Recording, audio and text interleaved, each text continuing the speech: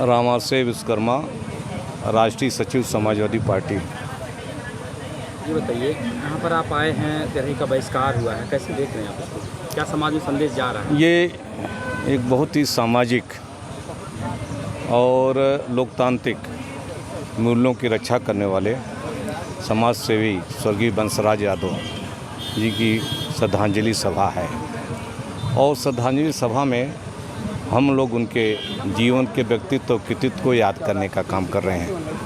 ये जो आपने सवाल किया है मित्र भोज का बहिष्कार, ये बहिष्कार नहीं है, ये परंपरा ही गलत है। बीच में कुछ दिनों के लिए स्थापित हो गई थी, अब लोग परंपरा छोड़ करके और अब अगर जो है श्रद्धांजलि सभा कर रहे हैं और तेरही और मित्र भोज को समाप्त कर रहे हैं, तो एक स्वागत योग्य कदम है। ये जो है इसका सभी को पालन करना चाहिए, क्योंकि इससे समाज से के तमाम लोगों को बहुत परेशानी होती है।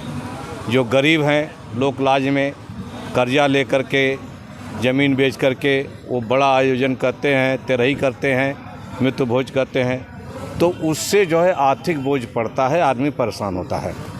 और हम श्रद्धांजलि सभा करके उनके व्यक्तित्व को कृतित्व को अगर याद कर लिए और उसके बाद जो है अगर हमने जो है इसको जो है इस रूप में कर लिया, तो ये बेहतर और स्वागत योग्य कदम है। जैसे ब्राह्मणों को पहले खिलाने की बात है, उस पर कहाँ तक जाएगी? ये तो अपनी अपनी बात है और अपनी अपनी श्रद्धा है।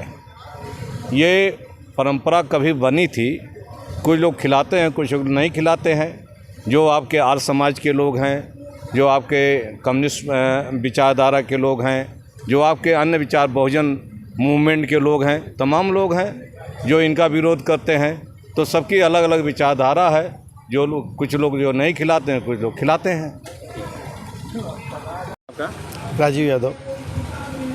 आजमगढ़ से यहाँ चलकर अंबारी आए हैं आप आदिपुर में, और यहाँ पर क्या संदेश दिए हैं लोग और उसको क्या ग्रहण किए आप?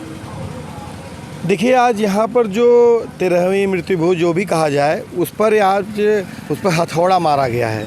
उदय भान जी के पिताजी, इनकी डेथ हो गई थी और आज ये श्रद्धांजलि सभा हुई और उसमें जो बातचीत हुई, बेसिकली हमारे यहाँ जो पूरा ये मृत्यु भोज है या जो 13वीं का जो पूरा कार्यक्रम है, ये मनुवादी स्ट्रक्चर जो है उसका ये देन है।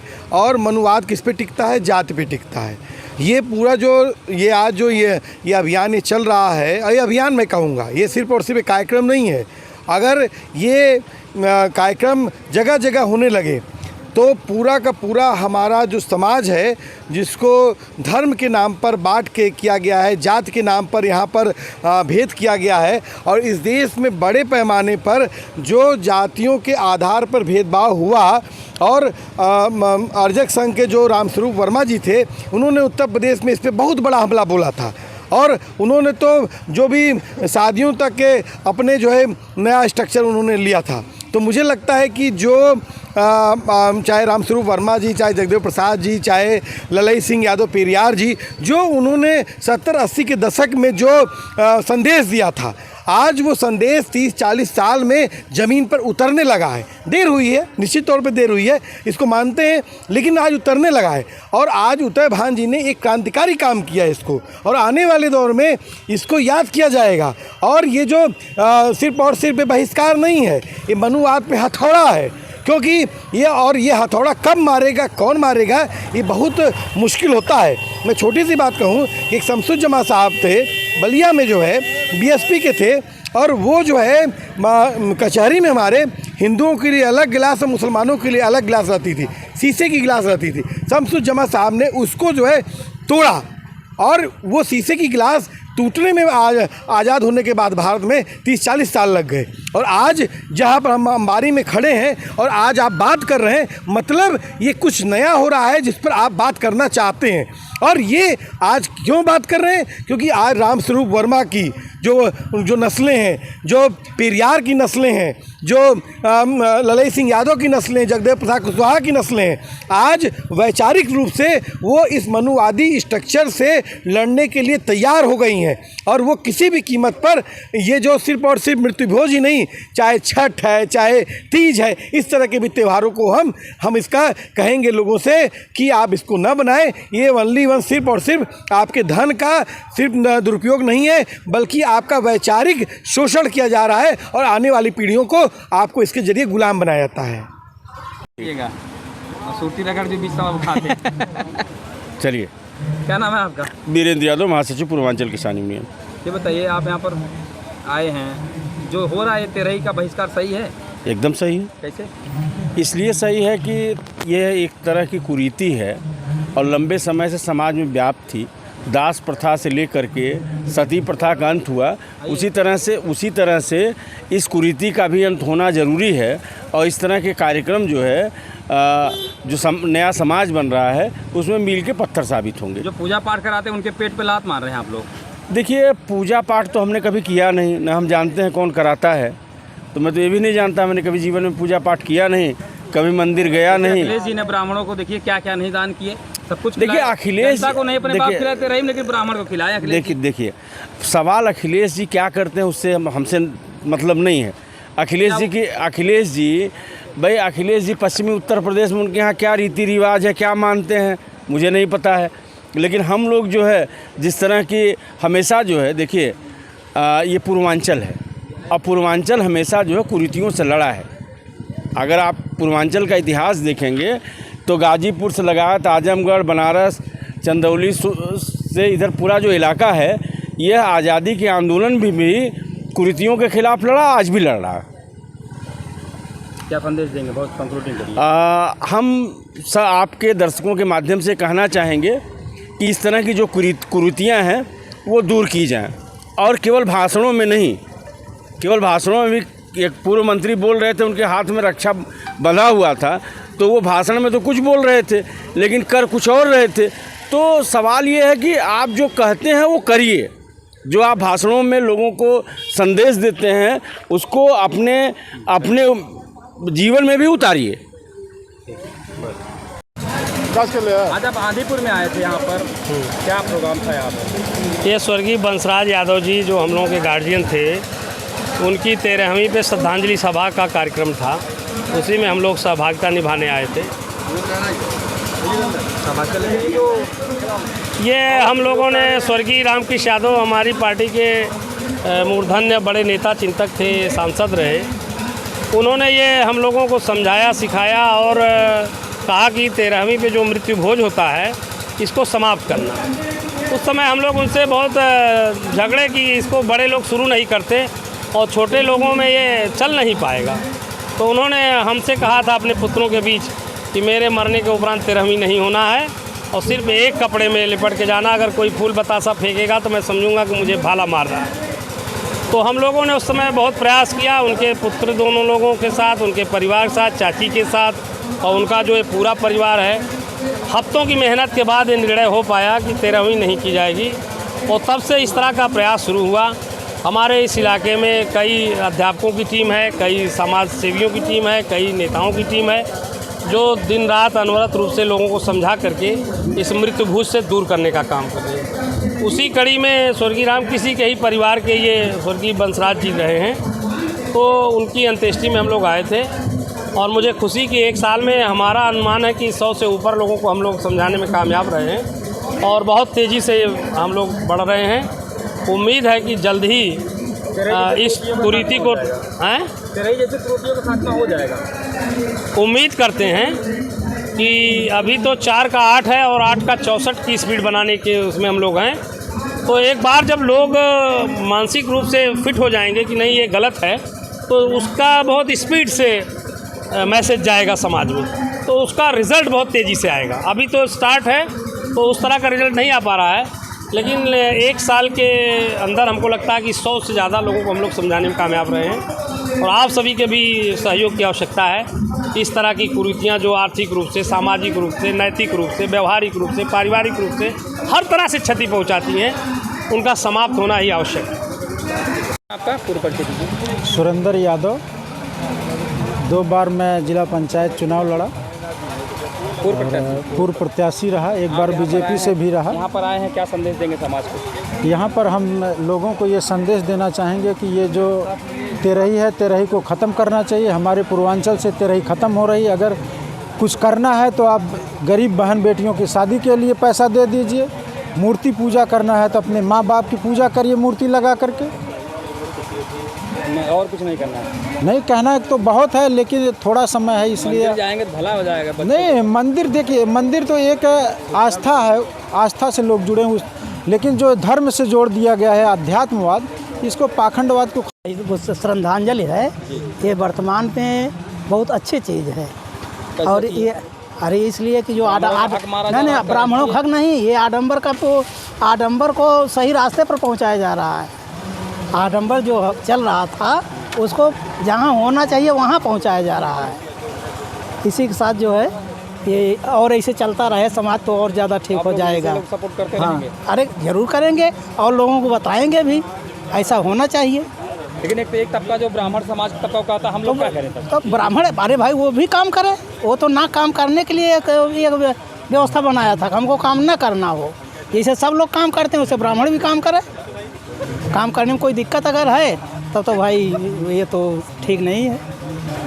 ठीक गुरुजी, ये बताइए, आप यहाँ पर आए, श्रद्धांजलि सभा हो रही है, क्या व्यक्तित्व है इनका और कैसे समाज जाग रहा है?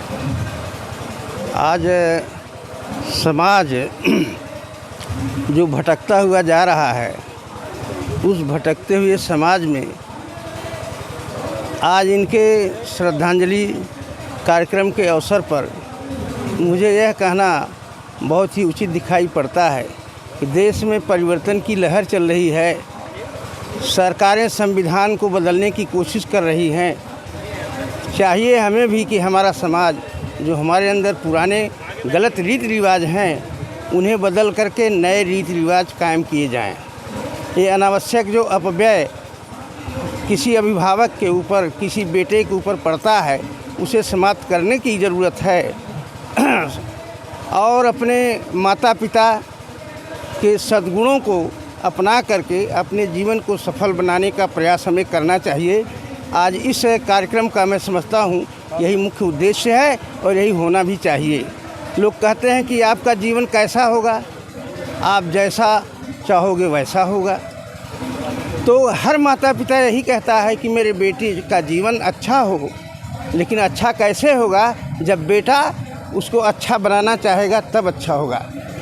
इनके पिताजी ने, उदयभान जी के पिताजी ने एक कर्मचारी के रूप में, क्योंकि वे गन्ना विकास समिति के सुपरवाइज़र थे, पर्यवेक्षक थे, उन्होंने बड़े अच्छे ढंग से अपनी जिम्मेदारी का निर्वाह किया और अपने कर्मों से हमें उन्होंने ये शिक्षा दिया, हमें हमारे सामने एक आदर्श प्रस्तुत किया कि समाज के जो भी लोग हैं, उनके परिवार के जो भी लोग हैं, वे उनके आदर्शों का पालन करते हुए अपने कर्तव्य का निर्वाह अच्छी ढंग से करें। आज यही इस कार्यक्रम का मैं समझता हूँ कि मुख्य उद्देश्य है और यह संदेश है। उपेंद्र कुमार यादव।